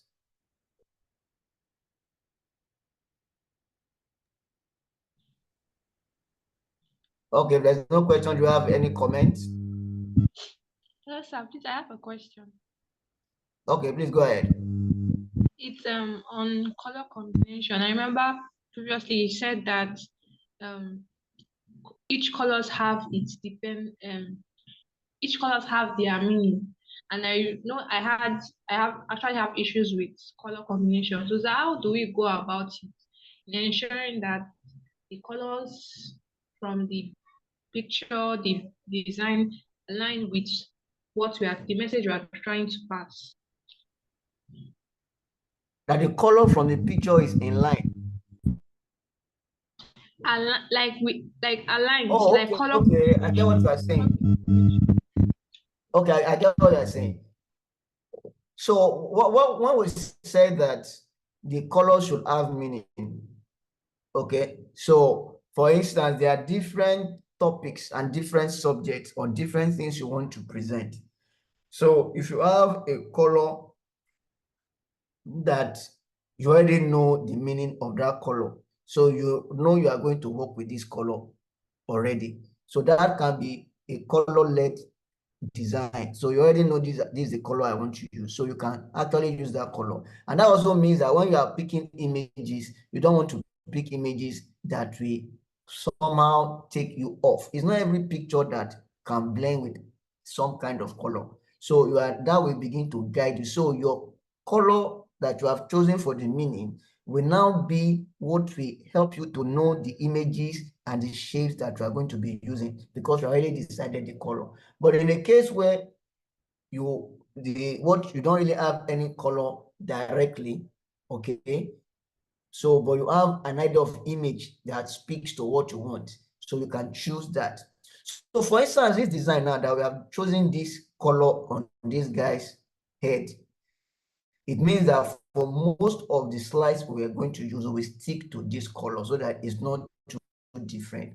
Unless we move to another section, we can use either the yellow, we can transit either to even the purple. So, but it is within your control. So you are not bound to use every time. The color must have meaning. In fact, when you use colors that have meaning, is to put emphasis on what you are doing. All right. So someone says, can we get the recording of the link? I'm sure someone will get back to you on that. Because someone says, can I do this with phone? Yes, you can do it with phone. And to do it with your phone is the bonus I actually want to give. So I'm going to just tell you how you go about doing this with your phone. How do I do that? I would have shared my phone screen with you so that you will see how I am working this on my phone. But for you to do this on your phone, two things. One, you can do is you would need to be online. You can use Google Slide. In fact, if you go to Play Store and download Google Slide so that it will always be on your phone. So Google Slide will give you just almost something like this, just a little difference anyway, okay? But let me go to Google Slide. Interestingly, I would need to share my phone screen, but my connection is not prepped. But I'll do something now, just a minute. Do you have any other question while I'm trying to do that? Quickly, question, comment?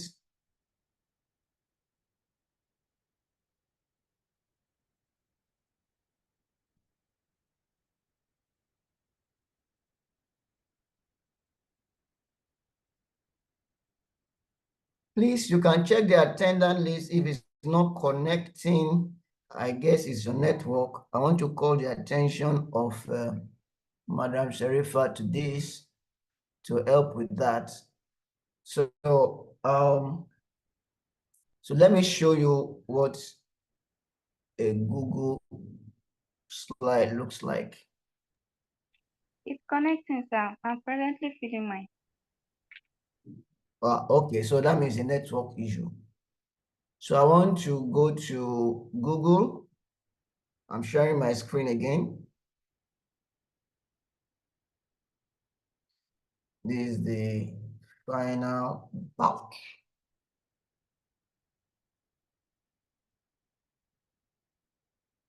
All right.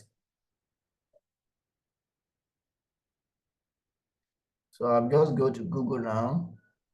All right, it's here. So can you see my screen?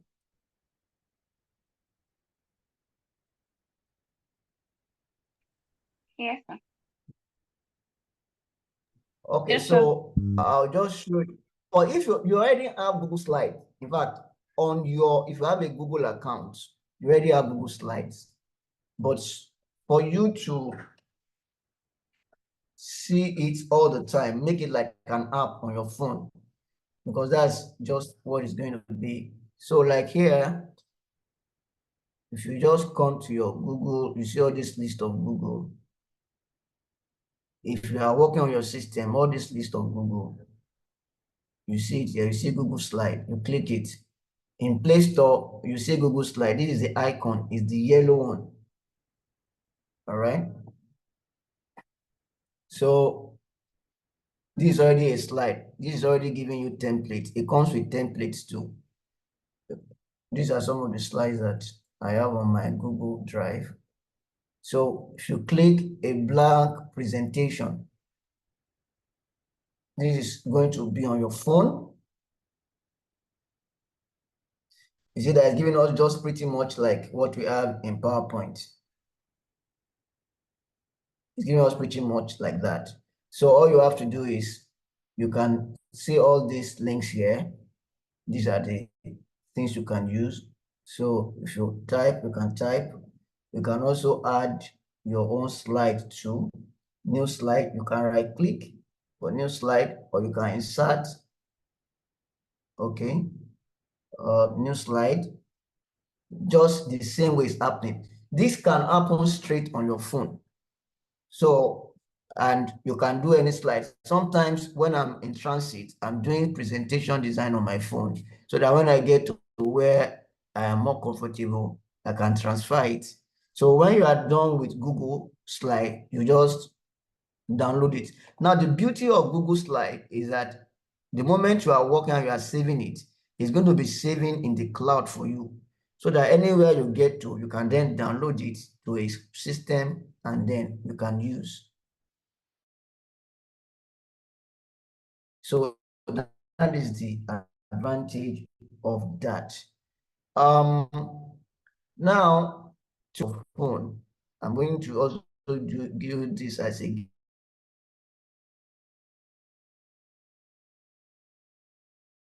giveaway to use your phone.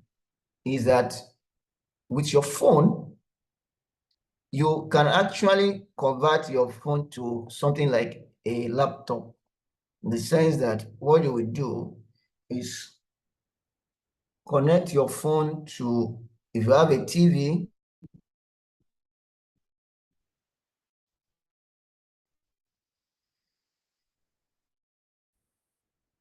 you get a wireless phone to the TV, so it becomes a big screen. And there's this thing that we call it OTG. Some of us will know it. I'll show you the picture a bit now. I'm saying so that some people who say I don't have laptop and you are using phone, you don't need to worry so much about getting a laptop these days. This is a simple way that you can use to even connect. So I think I have the picture here. It's a device that you can plug to your phone. It has what do we call it? It has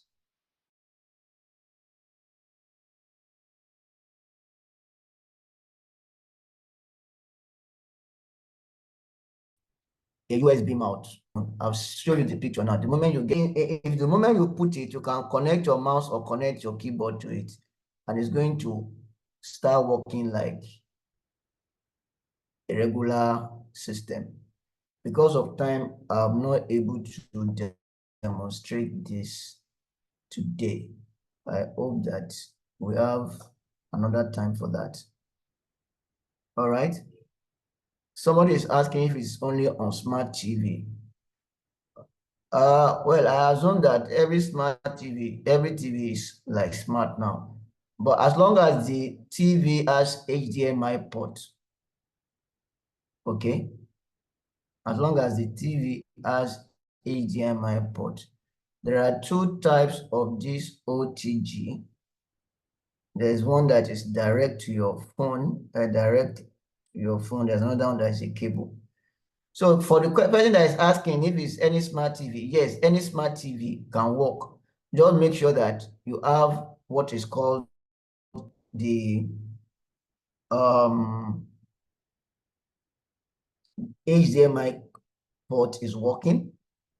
If you get HDMI port working, and then also you get your USB. You have you have your USB and HDMI, it works. So, okay, let me just write the list for you so you can go and check for it. And I guess we can call it a day. So this is OTG for you. I want to share another screen so that you can see what it looks like. This one type. So if you don't have laptop these days, you don't really need to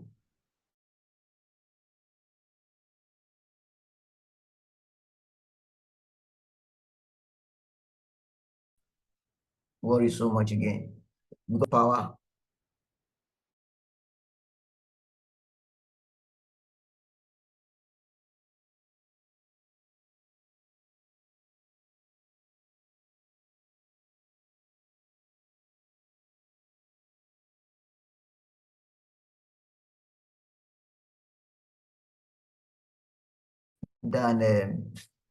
that's with 200 and something. My phone has a laptop that has or your mouse or your wireless connector, and then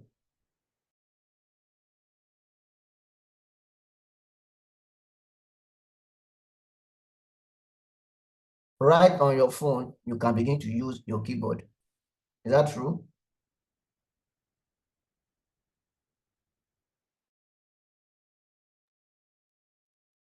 Sir, are you showing us something new? Because your screen is not changing. It's still showing us click to add title, the untitled presentation. So I don't know if you are sharing another screen, you're showing us something else. Thank you.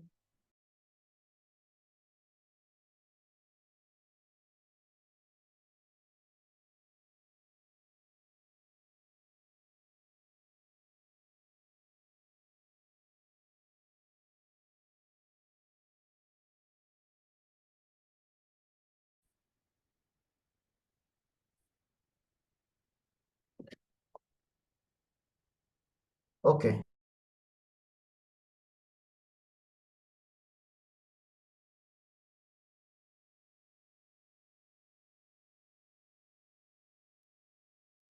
Okay, sorry, I think I lost connection, but this is just the last one.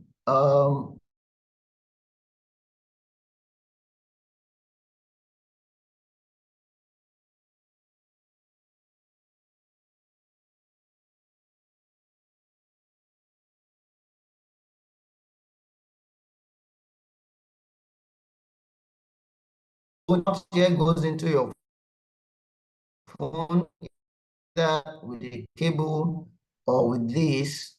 The moment you plug it into your phone, all right, in this mouse, this USB place, you can either plug your keyboard or plug your, and then Your screen is not showing, please. You're not seeing anything, sir. We are seeing Chromax. You're not seeing anything. I am not seeing anything, sir. Okay, while we're waiting for him to get back, so I launched a poll on the meeting. So if you're having issues filling with the form, just fill the attendance using the poll, right? So the poll is, you'd see something like a bar chart on the left side, the right hand corner of your phone or the screen. Just click on that and that will open up the poll so you can fill that up.